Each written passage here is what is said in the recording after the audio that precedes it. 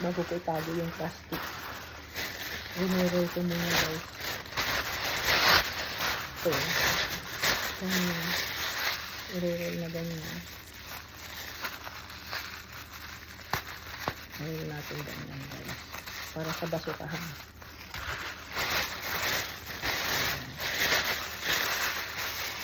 Pagulmat kasi plastic. Pero pag sa Aldi, hindi sila nagpla-plastic. Kuha ka ng box. Yung sa Walmart, ito plastic ng Walmart.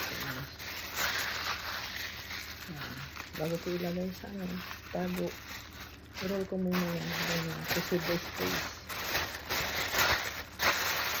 Sabanan ko siya guys. Ayan. Ayan. Save the space guys.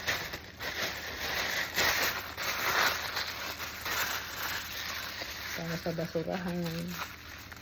Kasi marami kaming basurahan. Mayroon sa kwarto, mayroon sa bathroom, mayroon sa kusina, mayroon sa laundry room. Kaya kailangan namin ng maraming plastic guys. Ayan, sana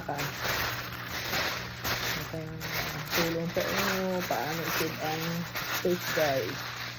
I-roll natin ganyan. Thank you for watching.